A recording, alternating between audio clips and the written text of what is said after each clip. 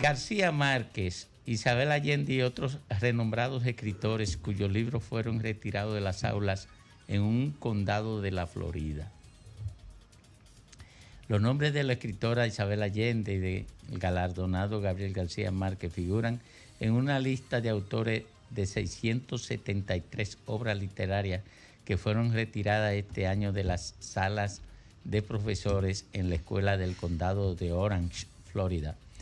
La decisión de sacar estos textos de dichos espacios escolares se debe al temor de violar la ley HB 1467, aprobada por el Congreso de la Florida y firmada por el gobernador republicano Ron DeSantis en marzo del 2022, que exige restricciones los libros que tengan referencias sexuales o contenido LGBTIQ por no considerarlo apto para los niños. ¿Y qué tiene Gabriel García Márquez? Bueno, si tú debes coger la obra 100 años de soledad, por ejemplo, Remedios la Bella, que fue de la que se enamoró Aureliano Buendía. Cuando él se enamora de ella, la niña tenía 9 años y jugaba con muñecas.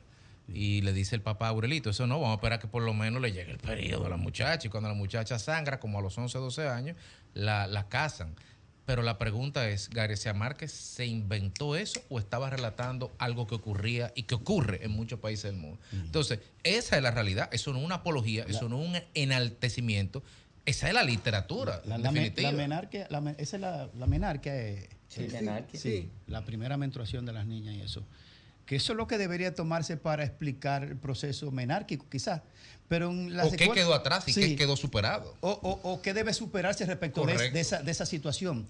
En las escuelas, en la mayoría de las escuelas estadounidenses nos revelan que la obra El Guardián sobre el Centeno, es Solinger, creo que es Solinger, creo que es el autor.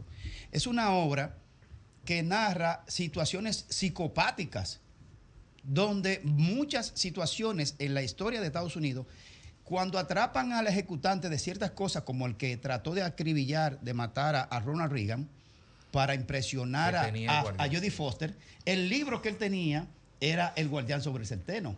Pero otro que trató de hacer actos de magnicidio o cosas parecidas, también eran lectores fervientes del Guardián sobre el Centeno. Entonces, tú me dices que tú permites que esa obra se lea en las escuelas, no sé la razón por qué, que tiene que tener una explicación educativa de por qué esa obra se lee en muchas de las escuelas estadounidenses. Pero esta decisión, es del asunto de Santis, es que es el tema, ¿verdad? Sí, un extrema conservador. No, pero es que eso es parte de una corriente más amplia, porque antes de eso, hace 2, 3, 4, 5 años, ya el revisionismo literario en Estados Unidos puso en jaque a Mark Twain, como por ejemplo Tom Sawyer o La cabaña del tío Tom, que es un enaltecimiento a la esclavitud, o Tom Sawyer con el tema de los esclavos. Entonces la realidad es que están tratando de blanquear la historia, un totalitarismo literario que hay ahí montándose, del cual ahora nuestros autores latinoamericanos son víctimas. Y reeditando cuentos infantiles. Pero ustedes saben una cosa, la relación con los menores de edad es recientemente que se ha convertido en una reglamentación jurídica. La mayor parte de los partos se hacían antes de las mujeres cumplir 16 años. Sí.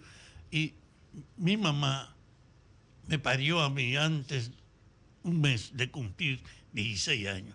Y esa era una norma. Es decir, que la relación con las muchachas se veía como una cuestión natural hasta hace poco tiempo. A Mahatma Gandhi lo casaron con una niña como de 9 o 10 años y él tenía como 12 o 13. Así era. A Mahatma Gandhi, porque no podemos decir que él se casó. La tradición familiar casaba a los niños. Y entonces, eso es en el contexto donde se daba ese fenómeno sociológico. La pregunta que deberíamos hacernos como sociedad, somos sociedades, si ese revisionismo, que es meramente woke, ese revisionismo de las palabras y de la forma va a cambiar el fondo, porque cambiemos las palabras, porque digamos todo, toda, todes, bienvenido, bienvenida, va a dejar de haber feminicidio. No, los hechos y la estadística demuestran que no, porque digamos que ahora no podemos leer García Márquez, va a dejar de existir relaciones con menores si no hay política pública, presupuesto, sanciones y consecuencias dirigidas en torno a eso. Yo diría que no. Entonces, ¿no será que estamos creyendo que la fiebre está en la sábana?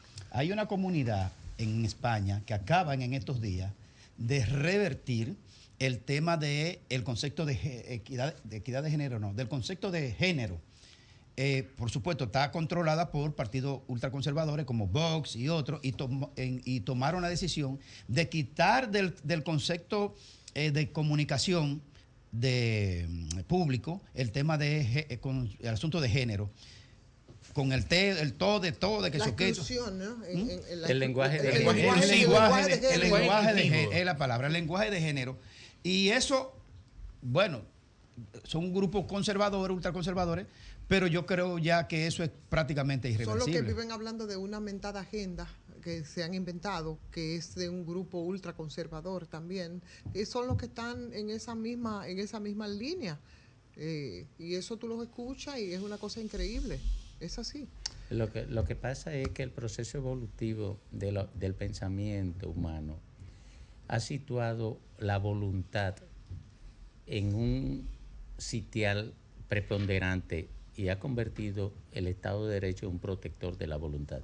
Ahí surge la necesidad de garantizar que la aceptación de una pareja por parte de la hembra tenga que estar mediada por la voluntad de esa hembra, que eso es la evolución del liberalismo que nace en Europa y aquí y se está cristalizando y fortaleciéndose a pesar de los pesares por el Estado, porque lo que pasa es que cuando se apareaba una niña con un niño por voluntad de los mayores, se le estaba condenando a